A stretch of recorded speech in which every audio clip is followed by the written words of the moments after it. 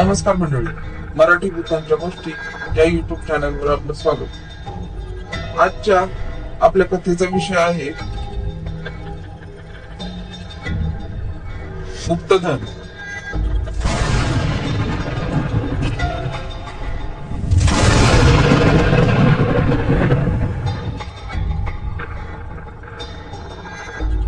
गोष्ट खूप वर्षापूर्वीची आहे. खरशेत गावच्या संपत पाटलांच्या घरी नुकताच लग्न सोहळा पार पडला होता. घरात आणि गावात एकदम खुशाली पसरली, कारण परिसरात एकदम मोठा लग्न समारंभ कुणीच केला नसेल असा संपत पाटलांनी केला होता. पाटील खूप रागीट स्वभावाचा माणूस, पण त्याच्या मनाची श्रीमंती मोठी होती. तो लोकांची मदत अथवा दुसरं कुठलंही काम असेल तर तो निसंकोचपणे पार पाडत होता. मुख्य गोष्ट म्हणजे पाटलांचा मोठा मशीनचा तबेला होता.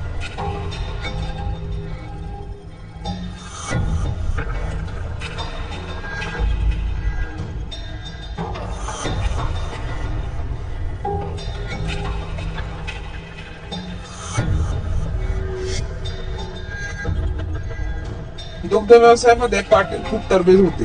नवीन सुनबाई घरात आली. पाटलांनी पहिल्याच दिवशी घरगाड्याला आपले सर्व कामधंदे सुनबाईंना दाखवायला सांगितले. पाटलांच्या घरामध्ये एक रीत होती. घरच्या गुराढोरांचं शेण पाणी घरच्या माणसांनीच करायचं, कारण पाटलींबाईंनी घरात नवीन लग्न करून घरात आल्या होत्या. तिथूनच या सगळ्या कार्यभाराला हात लावला होता. पण दुर्दैव असं की पाटलींबाई जास्त दिवस घरात टिकल्या नाही. त्याने लवकरच परमेश्वराचा धावा घेतला किंवा दोन देवाने त्यांना बोलावले घातले.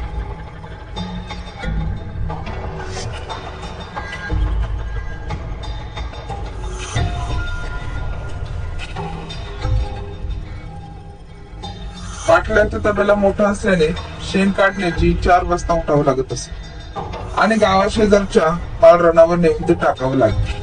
हा नित्यक्रम असायचा. नंदिनी आज लवकर उठून शेण गोळा करायला लागली. शेण गोळा केल्यानंतर 2-3 खेपा माळरानावर करावं लागायचं. नंदिनी पहिली खेप शेण घेऊन गेली. शेण माळावर टाकून ती माघारी येणार तेवढ्यात तिला आवाज आला, मी येऊ का, असा आवाज. एकदा तिने दुर्लक्ष केले.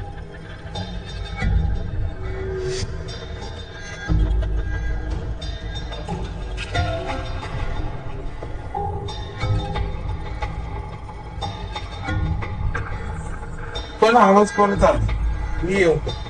आता मात्र ती खूप घाबरली आणि पाटलांच्या कानावर ही गोष्ट टाकावी लागेल असा तिने निश्चय मनात करून ती पटपट चालायला लागली.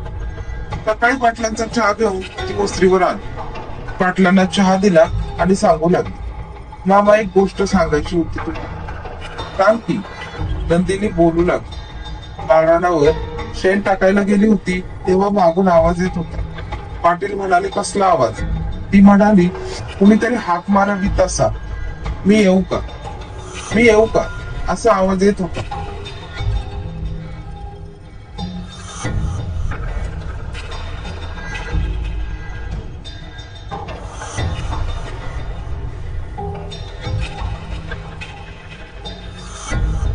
पाटील थोडा हुशार होता. सगळा प्रकार समजून चुकला होता. त्याने लगेच आपल्या सुनबाईला आयडिया दिली. हे बघ सुनबाई, उद्या तसा आवाज आला की तू लगेच म्हणायचं, चल माझ्या बरोबर. आणि दुसऱ्या दिवशी सुनबाई माळरानावर शेण टाकायला गेली. तिला आवाज आला, मी येऊ का, मी येऊ का, आणि लगेच ती म्हणाली, चल माझ्या बरोबर. असं म्हणून ती पटापट घराच्या दिशेने निघाली. सासरा दाराजवळ बोकड घेऊन तयार होता. ती जशी दारात आली तसा सासऱ्याने बोकड कापली.